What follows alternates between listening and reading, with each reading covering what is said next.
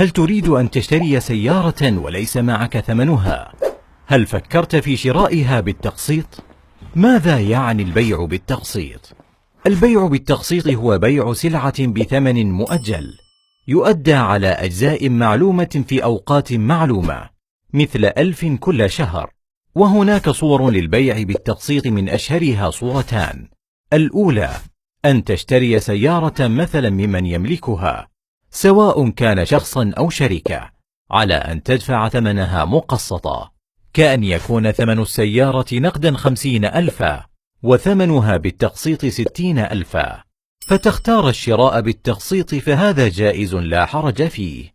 دليل ذلك عن أم المؤمنين عائشة رضي الله عنها قالت: جاءتني بريرة فقالت: كاتبت أهلي على 9 أواق في كل عام وقية، وكان ذلك بحضرة النبي صلى الله عليه وسلم وأقرها على ذلك.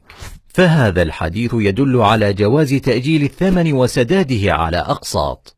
الصورة الثانية أن تشتري سيارة ممن لا يملكها، وإنما يدفع ثمنها إلى مالكها نيابة عنك، على أن تسدد المبلغ له مقسطا مع زيادة، كأن يكون ثمن السيارة في المعرض 50,000، فتطلب شراءها من جهة، فتقوم هذه الجهة بدفع الثمن 50,000 للمعرض، على أن تسدد لها 60,000 بالتقسيط، فهذا من الربا المحرم، لأن حقيقة هذا العقد أن هذه الجهة، سواء كان فردا أو بنكا أو شركة، قد أقرضتك قرضا ربويا بفائدة، ولم تشتري شيئا في الحقيقة لنفسها ليصح بيعه لك.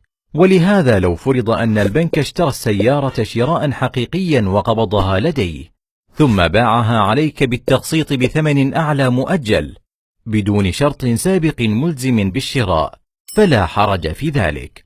فلا بد من توافر الشروط الآتية لشراء سيارة ونحوها بالتقسيط من البنك: أولا، أن يشتريها البنك شراء حقيقيا، بحيث تنتقل إلى حيازته، ثم يبيعها بعد ذلك، ولا يجوز بيعها قبل أن تكون في حيازته. ثانيا، ألا يكون هناك شرط ملزم من البنك بأن يشتريها العميل قبل أن يتملكها البنك.